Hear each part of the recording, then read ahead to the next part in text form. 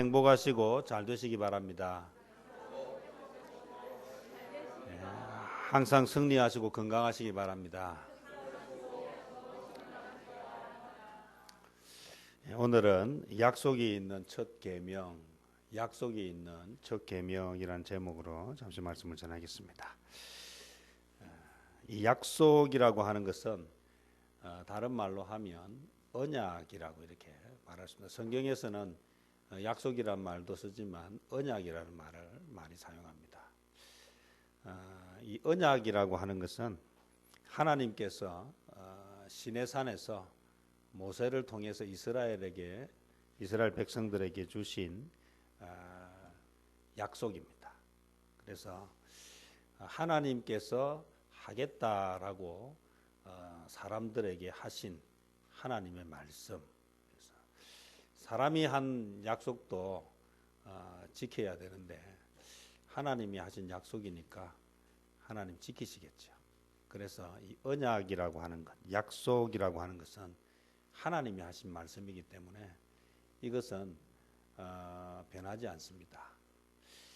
하나님이 또 우리에게 주신 것이 있는데 그것은 율법입니다. 약속과 율법은 조금 다릅니다. 율법은 무엇인가 하면 하나님이 자기 백성들이 어떻게 살아야 할지에 대해서 이렇게 보여주기 위해서 이렇게 살아라라고 우리에게 주신 것, 이것은 율법입니다. 약속은 하나님이 하셨으니 하나님이 지키는 것이고 율법은 하나님이 우리에게 주신 것이니 우리가 지켜야 하는 것이다. 그래서 그것을 우리가 정확하게 구분하면 또 말씀을 이해하는 데 도움이 됩니다. 그런데 문제는 하나님은 약속을 하셨고 하나님은 약속을 어기지 않으시는 분입니다. 그래서 만약에 약속을 지키지 않으면이라는 단서가 붙을 필요가 없어요.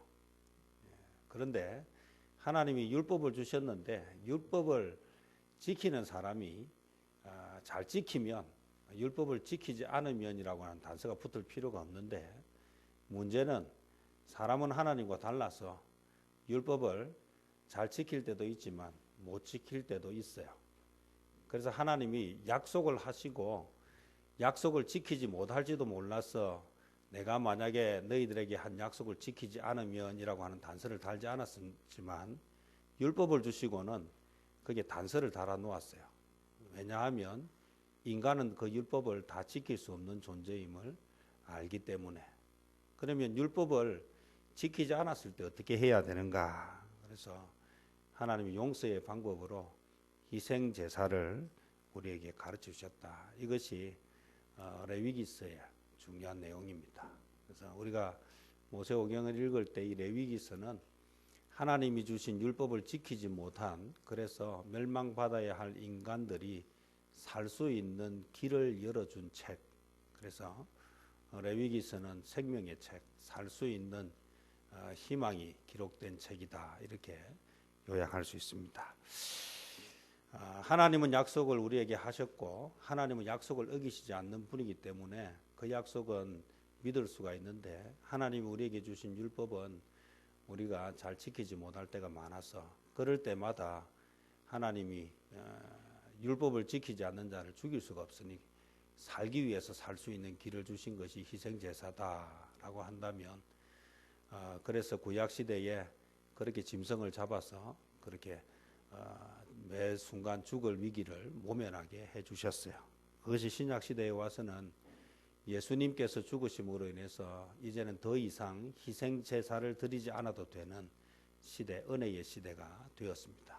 율법의 시대에서 은혜의 시대가 되면서 하나님이 주신 것입니다. 그래서 이전처럼 구약시대처럼 잘못하면 희생제사를 드리지는 않지만 신약시대에는 잘못하면 회개라고 하는 것을 우리에게 허락해 주셔서 우리가 그때마다 잘못을 저질렀을 때마다 진심으로 뉘우치고 또 그렇게 해서 다시 회복할 수 있는, 살 수 있는 길을 열어주셨어요. 오늘 함께 생각하고 싶은 내용은 율법에 관한 이야기가 아니라 하나님이 우리에게 주신 언약에 관한 이야기입니다. 약속. 그럼 하나님이 하신 약속은 어겨지지 않는다, 변하지 않는다, 분명하게 이루어진다라고 하는 관점에서 우리가 이 말씀을 접해보면 또 주님 주시는 은혜가 있습니다. 특별히 오늘 하나님이 우리에게 어떤 약속을 주셨는가 하면 본문 1절에 보면 자녀들아 주 안에서 너희 부모에게 순종하라 이것이 옳으니라. 그리고 2절에 내 아버지와 어머니를 공경하라 이것은 약속에 있는 첫 계명이다. 그래서 계명이라고 하는 말은 우리가 해야 할 일입니다. 우리가 해야 할 일이고 약속은 하나님이 하실 일입니다. 그러면 우리가 할 일은 부모에게 순종하고 부모를 공경하는 것이라면 하나님이 우리에게 하실 약속은 무엇인가? 그래서 3절 말씀인데 이로써 내가 잘 되고 땅에서 장수하리라. 이것이 하나님의 약속입니다. 약속은 변하지 않는다 그랬어요. 그래서 율법을 지키면 하나님이 주시는 당연한 결과물이다 이렇게 말할 수 있습니다. 부모를 공경하는 것, 또 부모에게 순종하는 것, 부모를 귀하게 여기는 것이 하나님이 기뻐하시는 귀한 일인데 어떤 의미에서 이전의 부모와 지금의 부모는 세월이 달라지고 역할이 또 모양이 좀 달라도 그렇지 변함없는 부모라고 하는 역할들이 있습니다. 우리나라가 이미 고령화 사회에 들어왔다는 것은 잘 알고 있습니다. 이 고령화 사회라고 하는 것은 만 65세가 넘으면 우리가 고령화 사회라고 이야기합니다. 65세가 넘는 인구가 전체 인구의 7%를 넘을 때 고령화 사회라고 하는데 우리는 이미 2000년대에 들어오면서 7%를 넘어섰습니다. 그리고 지금 2015년, 15년이 지난 지금은 7%가 아니라 10%도 이제 넘어섰죠. 앞으로 20년쯤 지나면 이 한국은 어떻게 될까? 우리나라는 고령화 인구가 25%를 넘어갈 것으로 이렇게 봅니다. 중요한 것은 이제 65세가 넘는 사람이 인구의 많은 부분을 차지하게 되죠.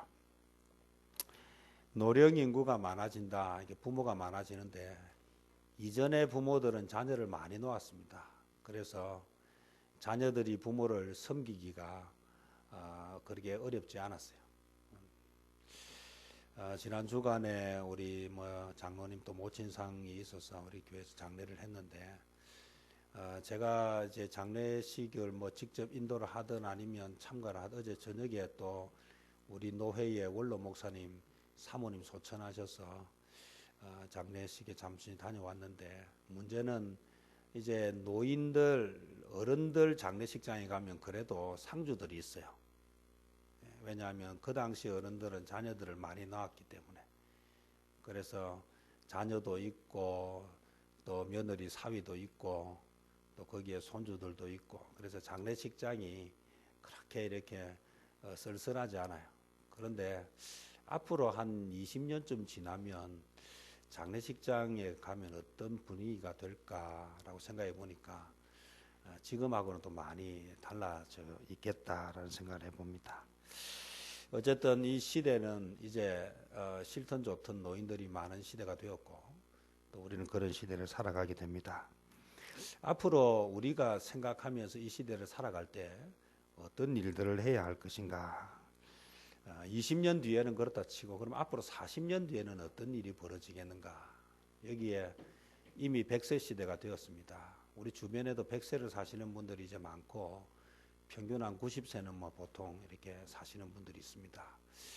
그러면 지금 60이라 해도 앞으로 30년 40년을 더 살아야 되는데 그러면 그때는 어떤 세상이 우리 앞에 펼쳐질 것인가 오늘 그런 생각들을 할 때에 오늘 저와 여러분은 오늘 이 말씀을 잘 한번 생각해 볼 필요가 있겠다. 하나님이 주신 약속을 잘 붙잡으면 앞으로 다가올 미래 노인들이 많아지는 이 시대 또 내가 노인으로 살아가야 할 시대에 하나님의 은혜가 어떻게 임할는지를 볼 수 있다. 참 가슴이 아픈 일이지만 오늘 우리 주변에는 노인들이 많아짐으로 인해서 여러 가지 문제도 있지만 또 어른들이 많아지면서 또 사회적으로도 많은 문제들이 생겨나고 있습니다. 가장 중요한 문제 가운데 하나는 뉴스의 이 사회면을 장식하는 내용들 중에 이 노인들이 많아지면서 노인들이 젊었을 때처럼 부모님들이 젊었을 때처럼 그렇게 자녀들에게 도움이 되거나 힘이 되어주면 되는데 이 어른들이 되고 노인들이 된다는 것은 이제 젊었을 때와 달라졌다는 것이죠. 이전에는 자녀에게 도움이 되는 부모였다면 나이가 들면서 이제는 더 이상 자녀에게 도움이 되는 부모가 아니라 자녀에게 짐이 되고 부담이 되는 그런 부모가 되어 간다는 것이죠. 그래서 어쩌면 이 시대는 오늘 이 에베소서 6장 말씀이 더 중요하게 필요한지 모릅니다. 왜냐하면 사람이 좋을 때 잘해주는 것은 누구나 하는 것이고요. 생기는 것이 있을 때 열심히 하는 것은 누구나 하는 일인데 문제는 상황이 변했을 때 계속해서 잘해주기가 쉽지 않다는 거예요. 우리는 아담의 후손이고 죄의 본성을 가지고 있어서 나에게 생기는 것이 있을 때는 열심히 하지만 나에게 생기는 것이 별로 없다 싶은 생각이 들면 조금씩 그 마음도 좀 변해지고 생각도 변해지는 현상입니다.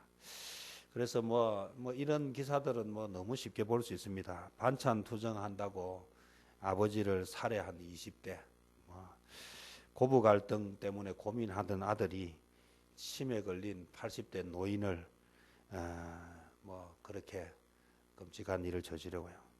또 할머니한테 꾸중을 들었다고 이 손자가 할머니를 살해하고요. 용돈 달라고 했는데 용돈을 주지 않는다고 어머니를 폭행하고 뭐 이런 일들은 이제 뉴스에서 더 이상 뉴스라고 볼 수도 없을 정도로 평범한 기사들이 되어버렸습니다. 또 자녀들이 경제적으로 좀 어려우면 부모에게 인감을 내달라고 이야기하고 집 인감을 주지 않으면 폭행을 하고 뭐 이런 일들이 다반사로 일어나는 이것이 오늘 우리가 살아가는 세상이고 앞으로 20년, 40년 뒤에는 더 많이 벌어지지 않을까. 오늘 제가 이 시간 어버이 주일에 뭐 이런 이야기로 우울하게 이야기하려는 것이 아닙니다. 이것은 지금 상황이 그대로 가면 나타나는 자연스러운 현상이고요. 자, 그러면 대안은 없는가? 그래서 그럼 어떻게 해야 하는가? 오늘 우리가 이 시대에 가장 중요한 이야기는 교회 위기가 되었던 다음 세대 위기가 되었던 그대로 두면 그것이 문제지만 준비하고 그렇게 해서 고민하고 지혜를 모으고 기도하고 그렇게 하면 이 문제는 해결되어질 수 있는 문제고 또 생각보다는 그렇게 힘들지 않게 또 넘어갈 수 있는 문제다. 위기는 기회라고 할 때 위기는 반드시 좋은 것은 아니지만 반드시 나쁜 결과를 가져오는 것은 아니다. 그래서 위기를 한자로 풀어보면 위험할 위자에 기회기자입니다. 그래서 지금 상황이 위험하지만 잘 이 상황을 대처하면 기회가 될 수 있다라는 의미로 그래서 위기라는 한자어를 씁니다. 지금이 위기인 것은 분명합니다. 왜냐하면 자녀들을 낳지 않는 시대가 되었고 그냥 그대로 가도 인구가 절반 이상으로 이제 줄어드는 것은 한 세대가 지나면 곧 줄게 되어 있습니다. 왜냐하면 지금 아이들을 낳는 출산율이 전 세계에서 가장 낮은 나라가 우리 대한민국이고 1.15에서 이제는 그보다 더 낮아져서 1.07이라고 이야기를 할 정도로 이제는 그냥 자연스럽게 인구가 절반으로 줄어들게 되어 있습니다. 그러면서 노인 숫자는 늘어나는 이 시대, 오늘 우리가 생각하는 여러 가지들 중에서 제일 심각하게 우리가 고민해야 하는 문제들 중에는 이런 다음 20년, 30년 한 세대 이후에 어떤 삶을 살 것인가, 무엇을 준비해야 할 것인가. 오늘 이 시대에 세상적으로 우리가 준비해야 되는 여러 가지들이 있습니다. 뭐 경제적으로 연금도 준비해야 될 것이고 또 앞으로 내가 살아가기 위해서 어떤 안전장치들을 해야 되겠죠. 오늘 이 시간에 그런 것을 이야기하려는 것이 아닙니다. 오늘 가장 확실하고 가장 분명한 방법이 하나 있다라고 하는데 그것이 무엇인가? 그것은 오늘 말씀이 주는 교훈입니다.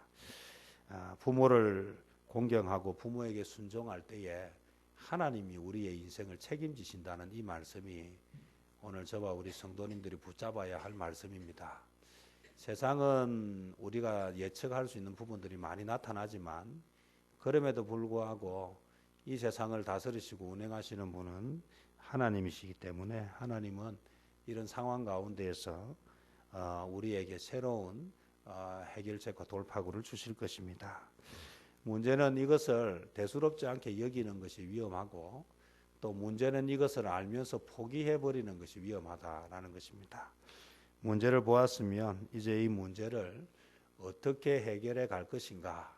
참으로 다행스럽게도 성경에 하나님의 약속이 기록되어 있고 우리에게 이 말씀이 주어졌다는 것입니다.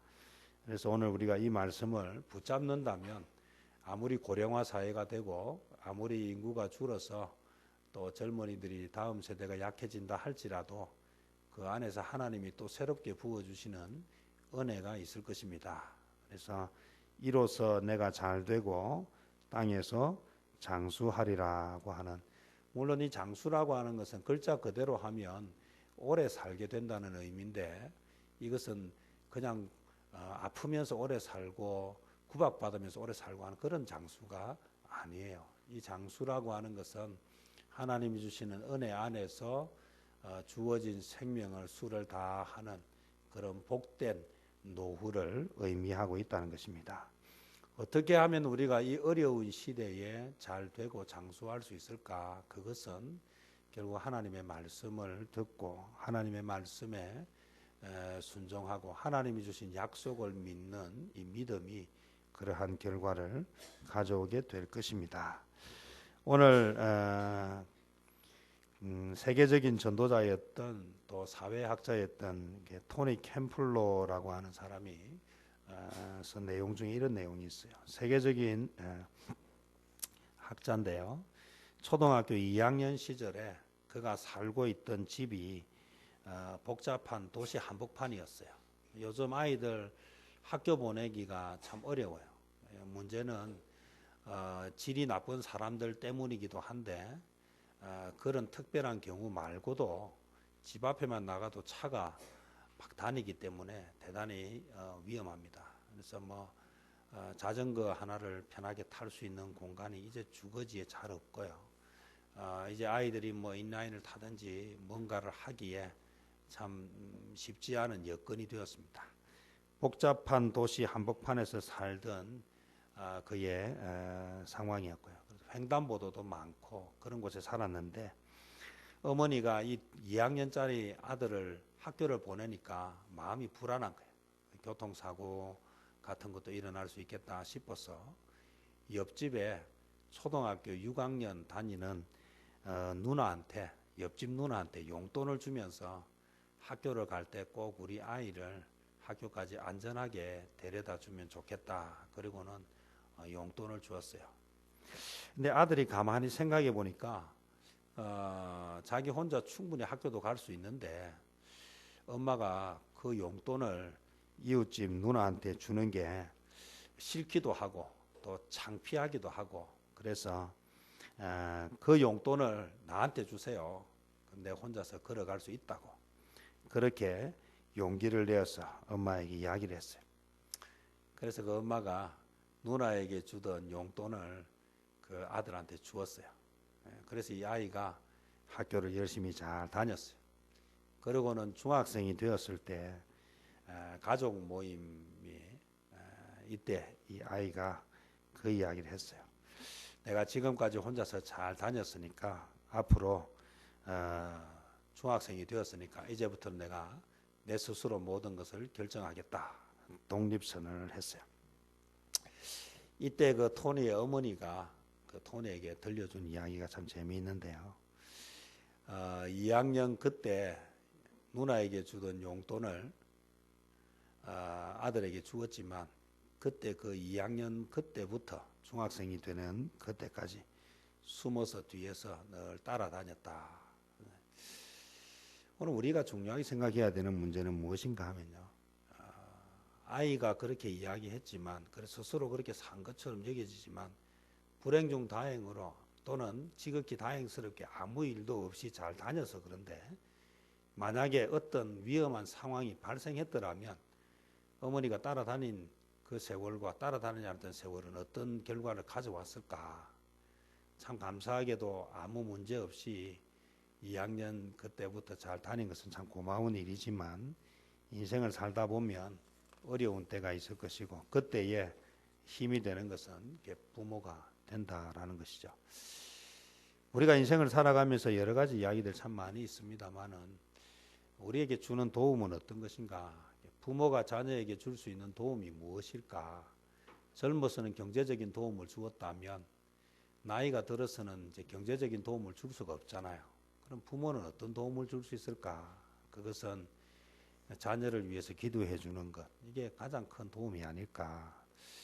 자녀가 부모에게 기대해야 되는 것이 무엇일까? 거꾸로 묻는다면 어릴 때 젊어서는 부모의 도움이 필요했다면 경제적인 도움이 필요했다면 이제 내가 경제적으로 자립해서 먹고 살만하면 이제 내가 부모에게 구해야 하는 것은 경제적인 힘이 아니라 나를 위해서 기도해주는 또 나를 위해서 염려해주고 걱정해주는 위로해주는 그런 영적인 것이 아닌가.